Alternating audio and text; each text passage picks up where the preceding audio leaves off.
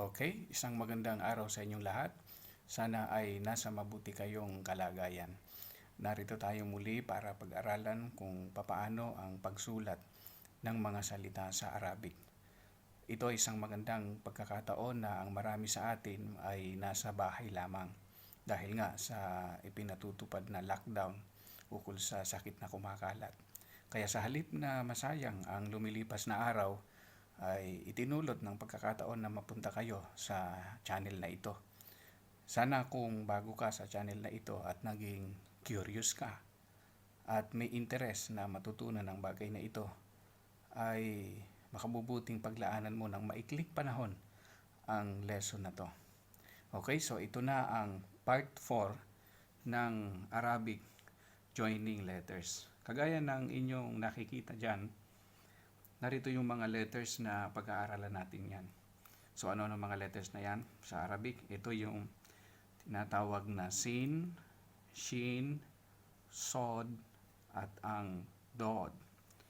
So ito, gaya ng madalas ko nang ipaliwanag, ay yung mga nakikita nyo dito, ito yung mga form ng letters kapag ka makikita mo o matatagpuan mo sa beginning. Ganito pag ang sin sa beginning, sa middle at end, sa lahat ng yan. So ano mapapansin mo sa mga letters na ito? Gaya ng madalas ko na sabihin, magkakaparehas, magkakaugnay halos sa mga yan. Ano lamang ang pagkakaiba yan? Yung mga dot. Itong sin, gaya ng nakikita nyo dyan, wala siyang dot, hindi katulad ng shin. Pero halos ang form niyan, mga forma niyan ay nagkakapare-parehas. So ganun din dito sa sod at ang dod. Tingnan mo yung dod ay may tuldok lang sa ibabaw. Kaya yan ang pinili natin na magkakasama ay para mas lalo nyong maintindihan. Yun ang pinakamadali para maalala kaagad natin yung mga letters na yan. So dito naman makikita ninyo yung mga word sa Arabic na mga halimbawa. Example natin yan na isinulat ko na para makatipid tayo ng panahon, na yung mga letters na yan at the same time ay malalaman nyo kung ano ang ibig sabihin yan o kahulugan. At since na ang topic nga natin ay joining letters, so itong mga letters na ito na nababasa natin, paano yan kung isulat sa Arabic? Dahil nga joining letters ay pagdudugtong-dugtongin natin yan.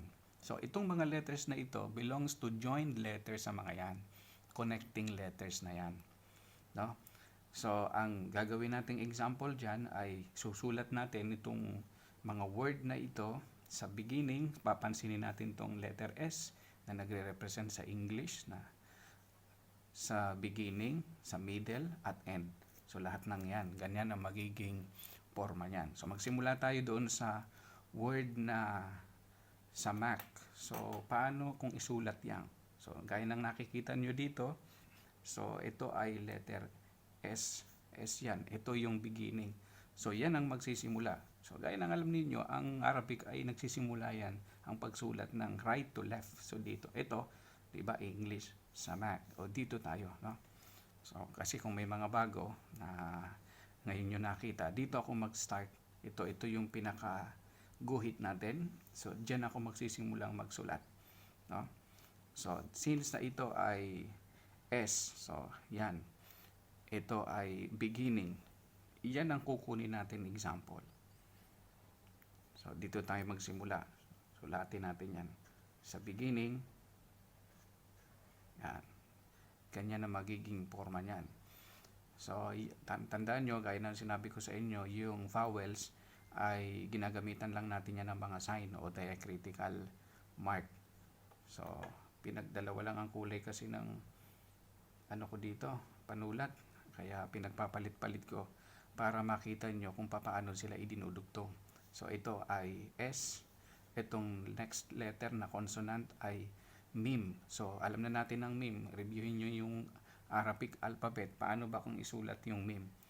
Yan, isusulat ko dito yon sa middle, kasi ang ipinakikita ko lang sa inyo ngayon itong letter S, yung sin.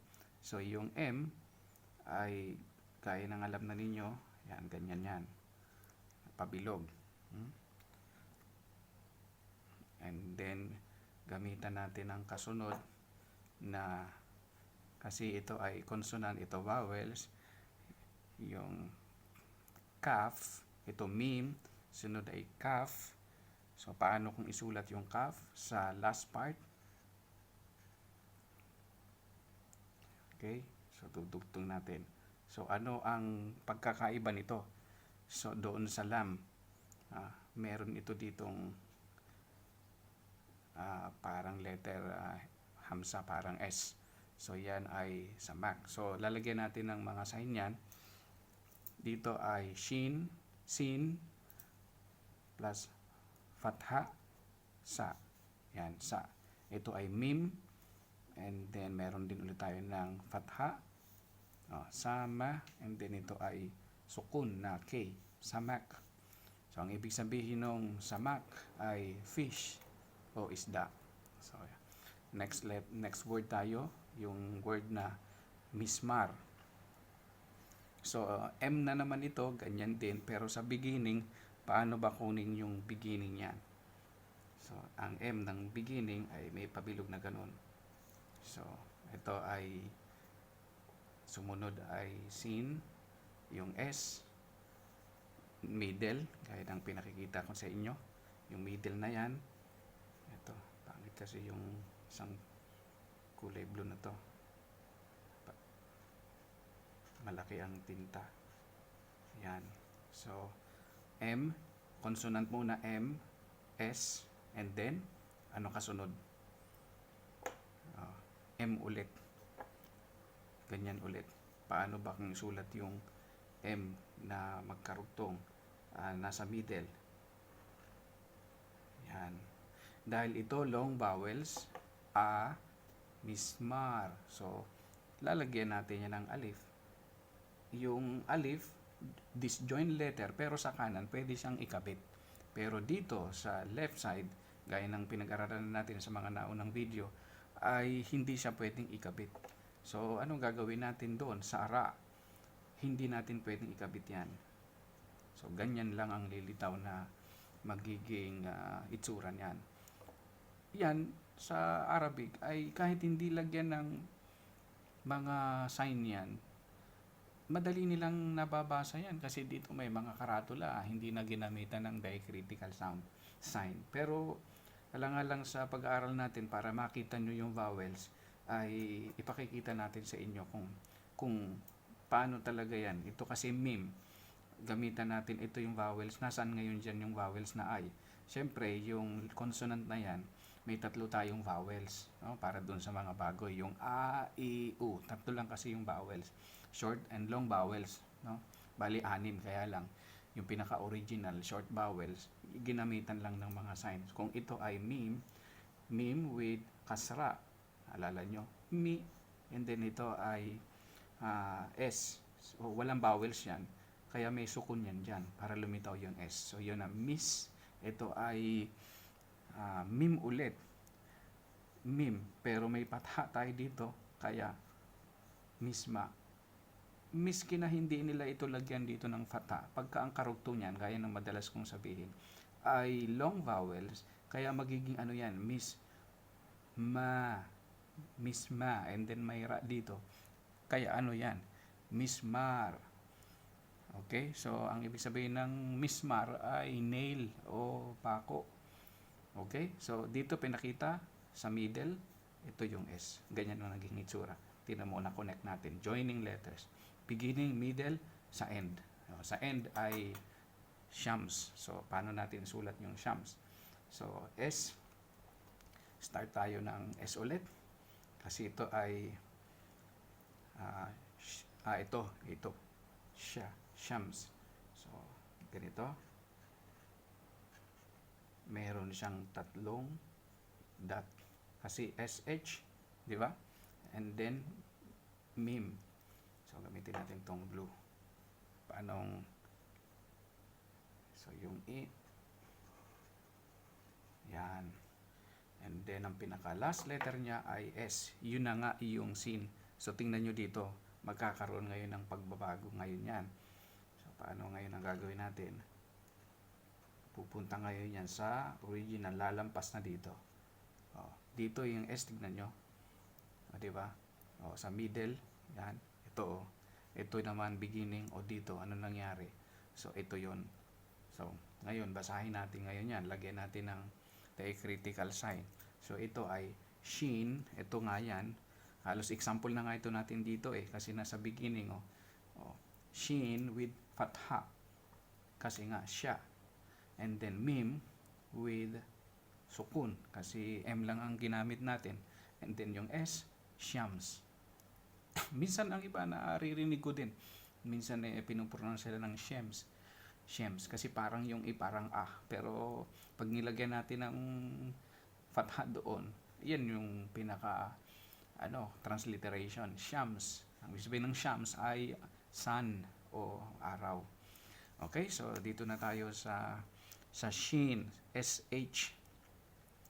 Dito sa shin, ito, example na yan Kaya lang, meron pa tayong word na isulat dito para mas marami tayong mga word sa Arabic at the same time na natututunan na natin. Sana ay natatandaan nyo yung mga naunang word na ginagamit natin. Magre-review tayo niyan, yung mga word na ginamit natin pag nandun na tayo sa isang pang-lesson ukol sa mga vocabulary words. So, ano itong next letter natin dito sa second part ng letters na shin?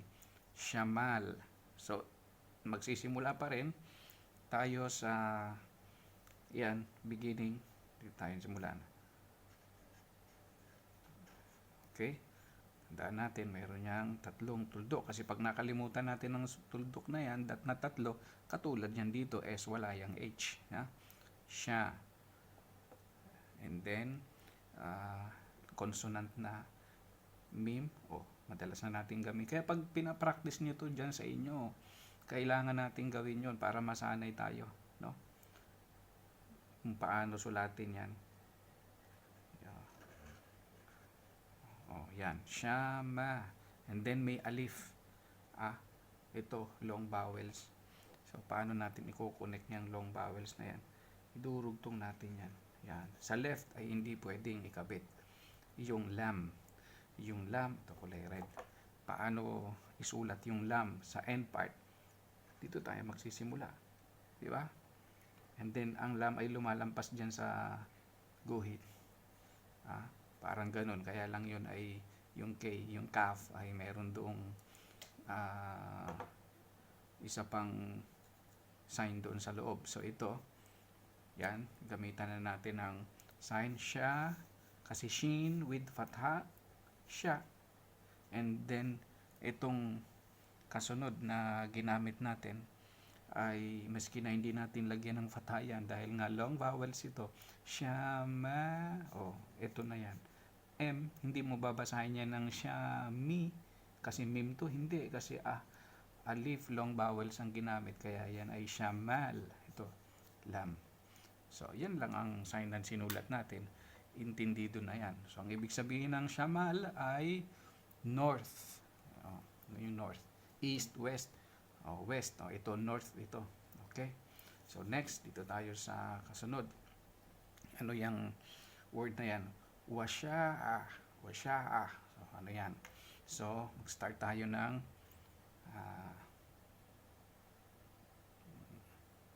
wow. So, wow pala. So, aling kulay ang gamitin natin. Ito, mas maganda. Wow. Alam natin ng wow ay ginagamit niya ng consonant o kaya vowels. Ang wow ay minsan ay O yan. Pero this time, mauunang letter yan. Kaya, yan ay consonant. Okay. So, yan, ganyan yung wow. Lumalampas. Okay.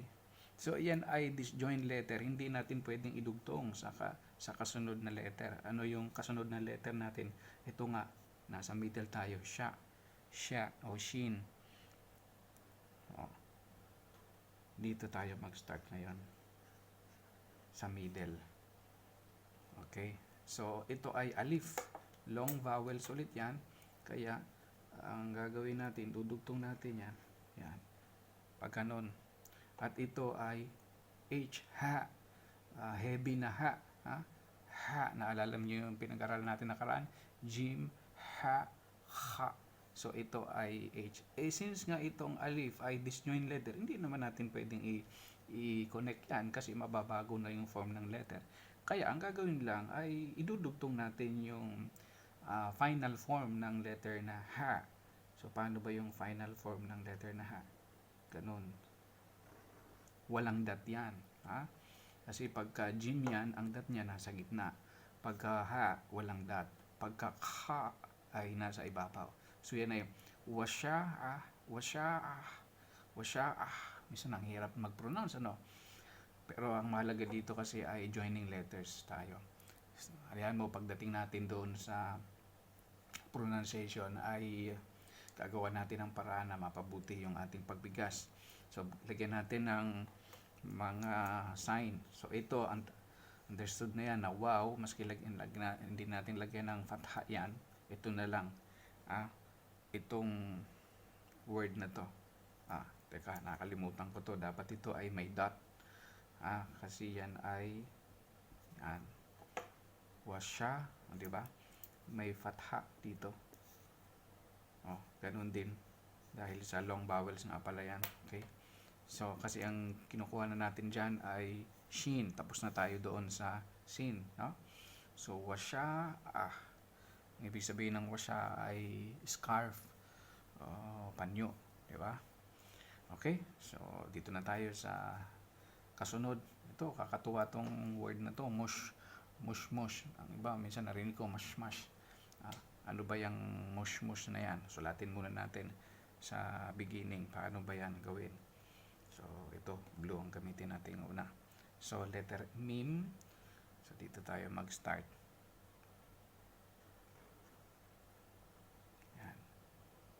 Ganyan, letter M. Pwede ring pag ganun. Kadalasan, yun ang kinasanayan ko. Kasi minsan nakakalito, nagiging fa. Pero pag tinuldukan doon, fa na yon. Pero yan ay mim, isang pabilog. Ito, SH.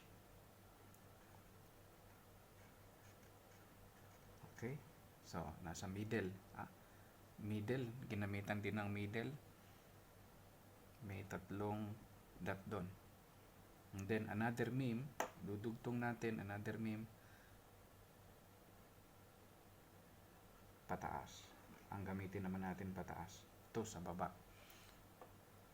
And then sa last part na, kasi yan yung meme to, and then SH ulit yung shin, ganito sa middle last part na. Hindi na nyo makita dyan. 1, 2, 3. Okay. Mush, mush. Ayan, intindido na nila yan na ganyan kahit walang sign. Pero para makita nyo, ay nang nagdalas kong bangkitin. So, ito ay so, dito tayo. Meme with lalagyan natin yan dito ng damma. Paano ba yung damma? Yan, ganyan. Para maging mush. At itong SH na to, lalagyan natin ng sukun, bilog para no vowels. Ang ibig sabihin ng sukun, no vowels. Silent letter. So, yan ay mim with damma, mu. Diba? Kung fata yan, ma. Kung kasra, mi. Ito ay mu. Mush. Kasi ito ay mula doon sa shin, sukun, mush. So, another meme with damma pa rin, kaya mu. And then, last letter na mush. Kaya mush, mush. So, mush, mush means apricot. Ano ba sa Tagalog apricot? Apricot din siguro yung prutas na yan. No? Okay, naintindihan na yan kung ano yan. Apricot yan, isang prutas. Dito na tayo sa pangatlo, sod. Sod. Yan, mahirap din itong letters na ito. So, pati tayo napapractice ng magsulat ng ganun. So, ito, unang gamitin nating letter. So, yung word na susulatin natin ay sadik. Sadik, Q2. Alam nyo, yung sadik kasi, ang kahulugan yan ay kaibigan o friend. Madalas na word gamitin yan dito. lahat ng tao dito tinatawag na sadik. Ah, pagka babae sadiki. O, kung bakit kasi yan ang unang word na natutunan ko pagdating dito. Kaya lang pag ano ang pag transliterate ko yun, akala ko K o kaf, yung pala Q. Kasi ang original na word niyan ay sadik. Minsan kasi pag pronounce di naman ganun naiintindihan na nila. Pero nung nakita ko sa mga transliteration sa Arabic word mismo, ganyan ang transliteration yan. So paano natin makikita yan? Sa original letter, paano yan? So sulatin natin yung beginning ng sod. Pag ganun. Itong sod na to, dapat napapractice nyo itong mabuti kung paano gawin. Kasi medyo mahirap yan. So yan ang beginning. So, and then, followed by dal. Yung dal kasi, ay pwede siya ikabit sa kanan. Pag ganun. Yan. Sod. And then, yan ang problema. Hindi natin to pwedeng ikabit kasi disjoint letter ito. Ito ay long vowels na E.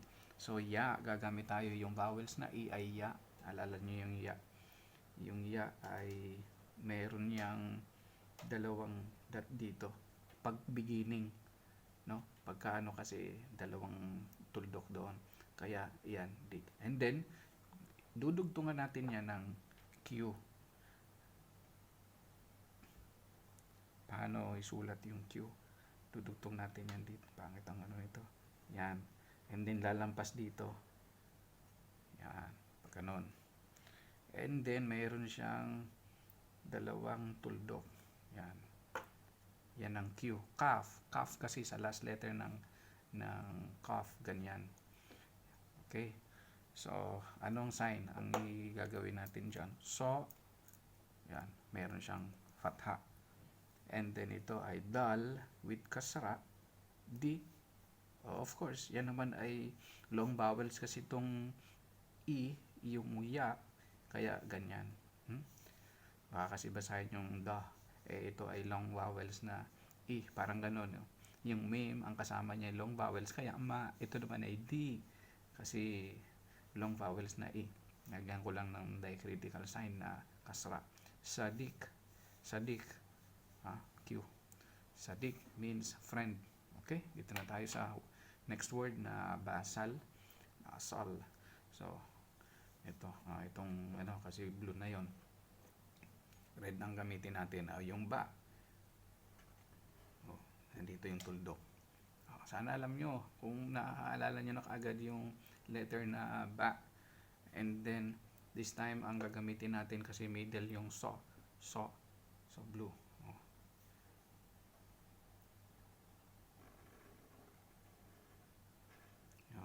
Then connected yan. Okay? And then lam. So yung lam, konting dugtong, sumusobra dito yan. Yan. Yan o, lam. Parehas lang. Okay? So, ba with fatha, ba. And then sod, ilagay ng fatha. Fatha pa rin dyan, basal. Ibig sabihin ng basal ay sibuyas o onion. Okay? Dito na tayo sa last. Mucus. Minsan nang dinig ko niya, mucus. Ano yan? Mim. So, kulay blue to. Yung mim, pag sinulat natin, mim. Pag ganon. And then followed by ka, yung ka na middle, ganito yon. Yung ka na middle, pag ganyan, dalawang tuldok. Pansinin nyo dito.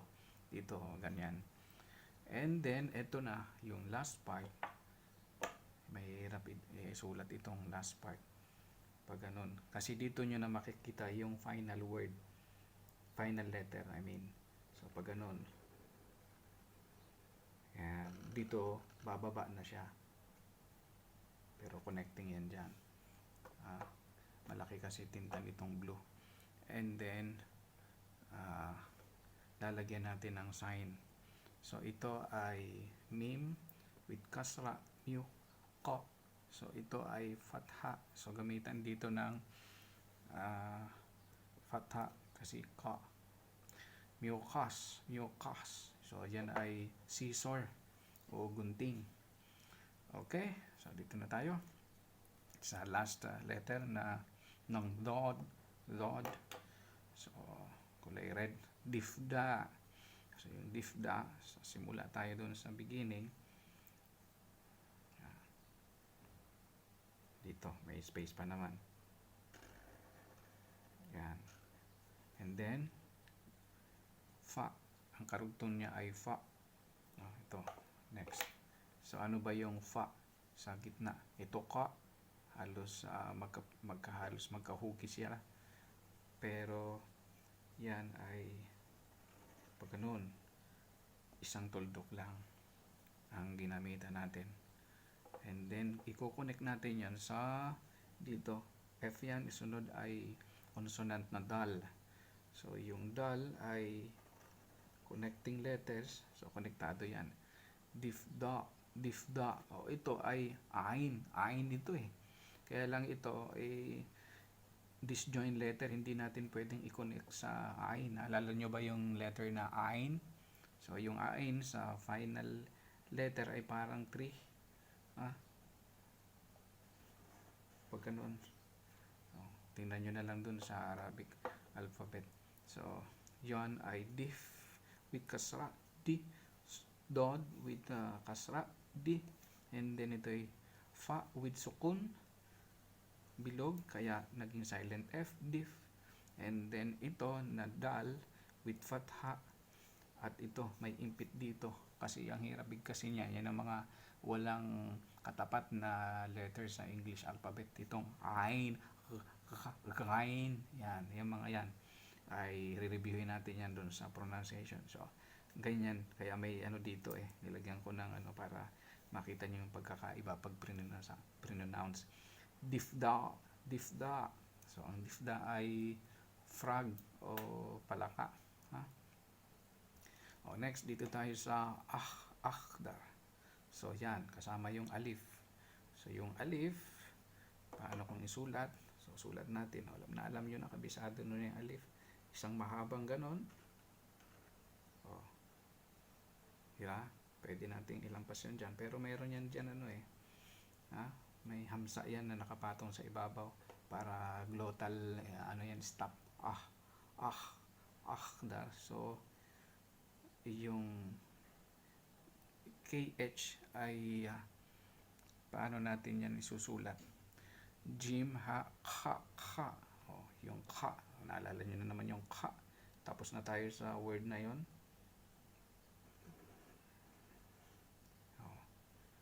Meron niyang dito. Dahil kha, Jim, ha, kha. Meron diyan dot. And then yung kasunod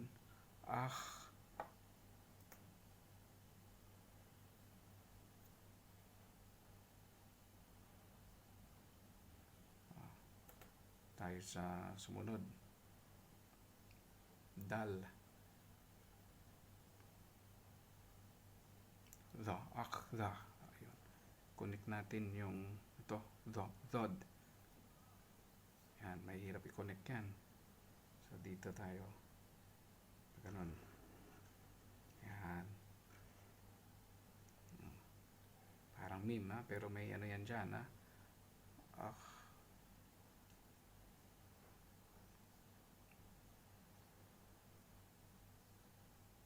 Teka, nakalimutan ko yung dot nito. Yan. Kasi lilitaw na sod, no? Kaya yan ay do. Kasi nandito na pala tayo sa do. To ganun din dito.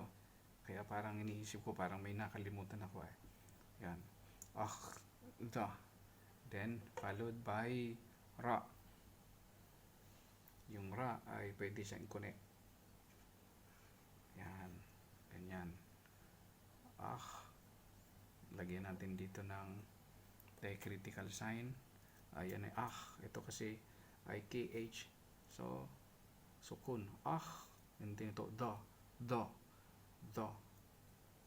And then do. And then may ra. So, fatha. Akhdar. Okay. Kasya pa kaya dito yung last letter natin? Baka hindi na nakikita dyan. Uurong natin ng konti. Marida. Marida.